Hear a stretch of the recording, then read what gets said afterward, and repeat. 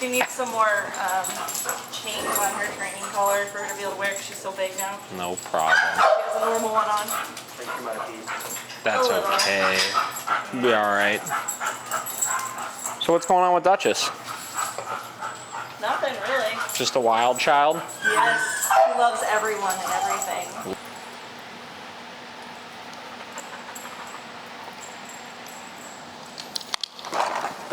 Okay.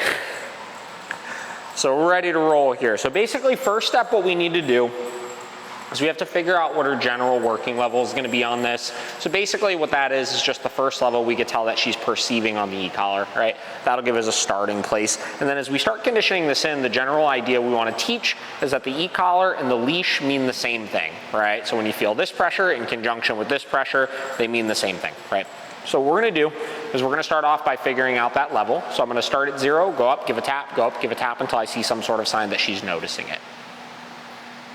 So that time, that was about a 15 there. So that'll be about our starting place here. So what I want to do is I'm going to start walking around. This is going to be very similar to what you guys probably did on session 1, introducing the leash, which is I'm going to let her have the slack. And anytime she moves off in one direction, what I'm going to do is I'm going to give a tap with some leash pressure to get her to start moving towards me, right? And I'm just going to repeat this a bunch of times, not going in any sort of particular direction, just teaching her that these mean the same thing, right?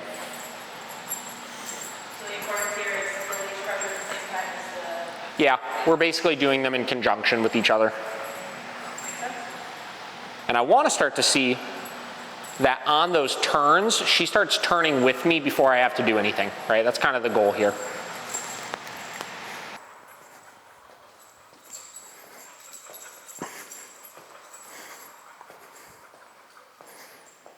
One more lap.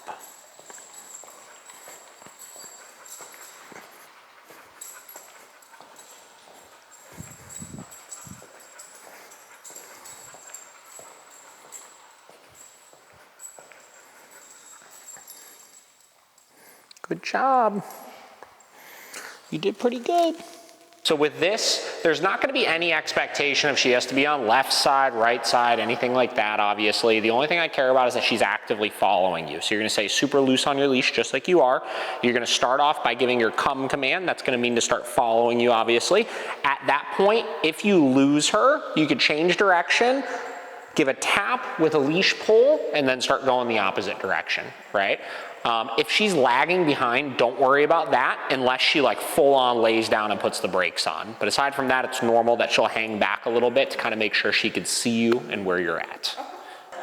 So that's going to be our biggest focus today, is going to be a little bit less on like rewarding and getting her pumped up and stuff, and we're going to be focused on slowing her down a little bit. So, okay, it's not going to be perfect by any means, but we should be able to get a little bit of leverage with this, because you are wild, wild.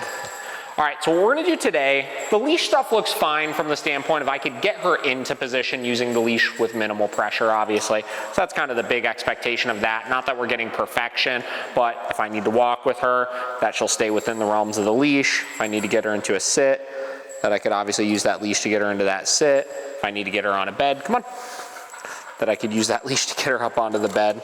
And she's very distracted, obviously, but I could get her to do it, right? Okay, so we're going to... Yep, yeah, I saw she was doing that, so I'm sure that's fine, obviously, as well. So today what we're going to do is we're going to pick one of those things. We're going to start layering the e-collar pressure in with that. That's going to help her slow down a little bit more. So we're going to pick the walking, just the generally staying with us, obviously. We're going to take the sits, the beds, the downs, all that kind of stuff. Just push them to the side for today and just get that really, really established.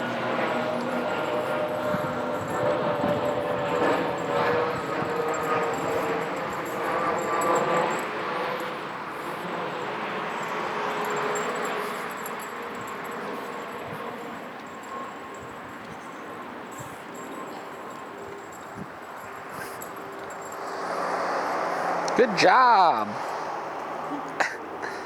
Okay. All right, so when you're working on this at home, it's going to be in a couple steps, obviously. Step 1, making sure that in some sort of enclosed, low distracting environment, you're working this drill. A lot of change in direction. Obviously, If she misses the change, we're giving that tap with the leash pressure, obviously. And do that until it's like perfect, right?